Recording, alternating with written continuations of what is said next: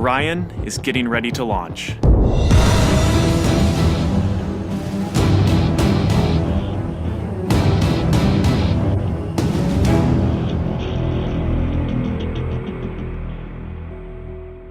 My name is Kelly Smith, and I work on navigation and guidance for Orion. Orion is NASA's next-generation spacecraft. Built with versatility in mind, it can take astronauts deeper into space than we've ever gone before, to an asteroid or even onto Mars.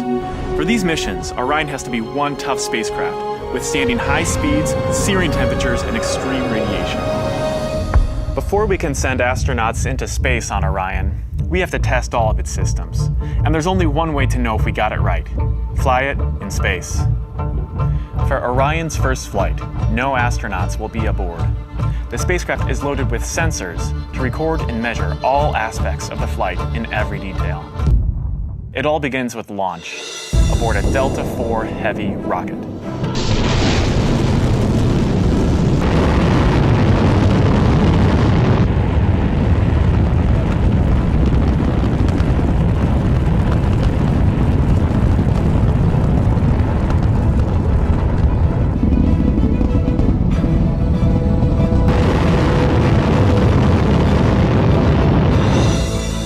As it punches into Earth orbit, Orion will jettison its launch abort system. The abort system is a safety feature designed to pull Orion and its crew out of danger if there were a problem with the rocket during ascent.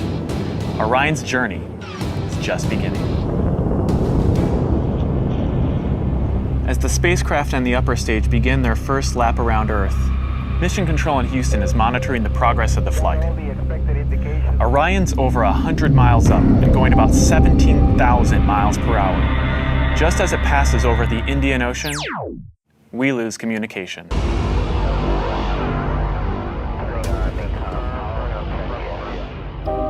This is expected. The communications link we have through satellites to Orion is momentarily lost, but Orion continues to receive and process data. Its computers can handle 480 million instructions per second. Imagine you are traveling with Orion as the flight test continues. One orbit completed. Time to go.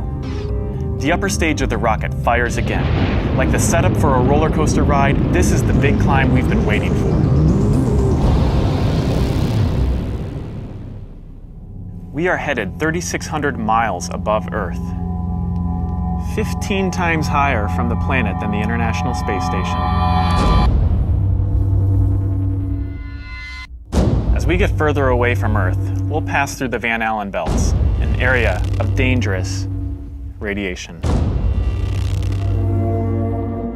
Radiation like this could harm the guidance systems, onboard computers, or other electronics on Orion. Naturally, we have to pass through this danger zone twice, once up and once back. But Orion has protection. Shielding will be put to the test as the vehicle cuts through the waves of radiation. Sensors aboard will record radiation levels for scientists to study. We must solve these challenges before we send people through this region of space. For this flight, it's time to head home. The upper stage of the rocket triggers separation. Orion's jets fire to turn it into the proper position to re-enter Earth's atmosphere. No matter what happens now, we're coming in. 75 miles above Earth, the spacecraft enters the atmosphere. Things happen quickly. We're now traveling more than 20,000 miles per hour.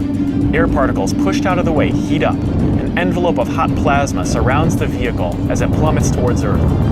The plasma reaches temperatures of 4,000 degrees Fahrenheit, almost twice as hot as molten lava. This may be the most dangerous part of the flight. Mission Control is monitoring all the data from the spacecraft, and then we lose communication again. No data can penetrate the plasma. Orion is on its own. Orion is inside a fireball. Onboard systems ignite jets to keep the ship pointed correctly, so the specially constructed heat shield takes the full brunt of the inferno. This is the largest heat shield of its kind ever made. Orion's computers command the spacecraft to bank like an airplane, keeping a precise path to the landing site. Even though we've slowed from 20,000 miles per hour to about 300 miles per hour, we're still traveling amazingly fast. We must slow down to safely land in the ocean. Luckily, we have parachutes. Specially designed for Orion, the parachutes help us hit the brakes, but not too quickly. One day people will be aboard, so deceleration must happen in stages to keep things comfortable for the crew. The forward bay cover jettisons.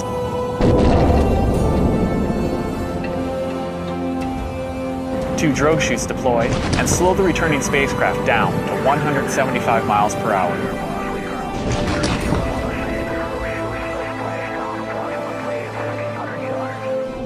Then, the three main parachutes open.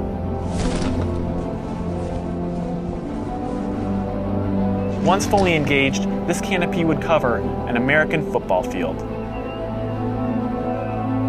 It takes parachutes this size and strength to slow our descent to 20 miles per hour, and then splashdown.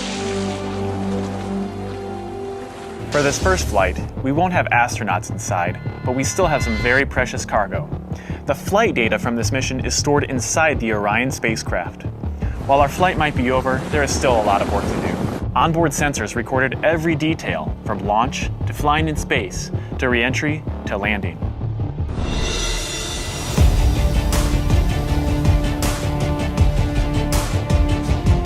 Flight tests are difficult and complex, but they give us confidence that the systems we have designed work under real flight conditions.